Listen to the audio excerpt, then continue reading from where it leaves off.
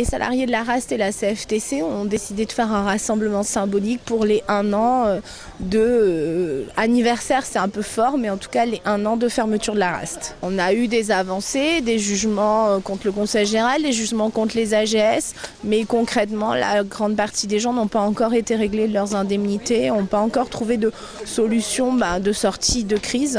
Donc certaines sont en formation, mais dans tous les cas, les gens galèrent parce que ils vont passer à 57% de leur salaire brut, ce qui est quasiment la moitié, et leurs charges sont restées les mêmes. Ce matin, date anniversaire de la liquidation de la RAST, c'est d'interpeller les élus du Conseil général pour savoir quid de la politique sociale menée à La Réunion. Depuis 1 an, effectivement, la situation n'arrête pas de se dégrader sur le plan social. La question qu'on se pose, c'est qu'on a d'un côté les budgets, donc les moyens sont là pour la politique sociale. On a toujours les mêmes besoins, malheureusement. Les bénéficiaires des services d'aide à la personne sont toujours présents.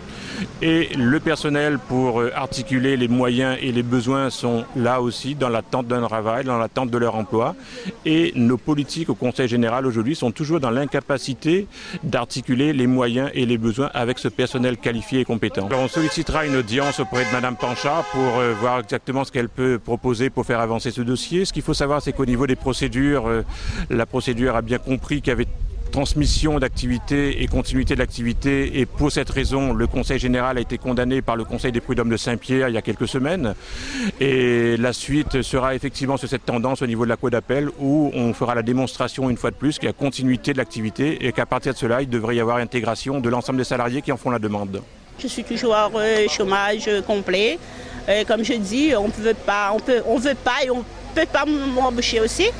Parce que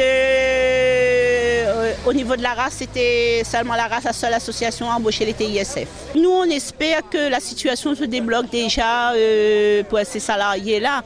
Au moins qu'on ait un minimum, c'est-à-dire au niveau de nos indemnités, de nos congés payés, pour pouvoir passer ne serait-ce les fêtes de fin d'année un petit peu meilleures que les fêtes qu'on a passées l'année dernière. Comme je dis, j'ai 57 ans et je ne veux plus non plus repartir dans le social parce que j'ai vécu 3 périodes, la RFUS AJD et la RAS, c'est des périodes que j'ai subies, donc je ne veux plus non plus. J'ai eu du dégoût et puis voilà. Ces bougies, c'est un symbole. C'est un symbole pour nous, et d'autant plus comme on a une collègue décédée au mois d'août, donc on aura une grosse pensée pour elle. Et c'est dur, mais... Surtout, ça nous rappelle de mauvais souvenirs quand Mme Nassima Dada a décidé de nous couper l'électricité quand on était en conflit dans le Conseil général. C'est surtout ça aussi. Et comme on n'arrive pas à faire notre deuil, donc... Comme je dis, c'est un moment très difficile aujourd'hui pour nous, et dans les jours à venir, on ne sait pas comment, moralement, physiquement, comment on sera.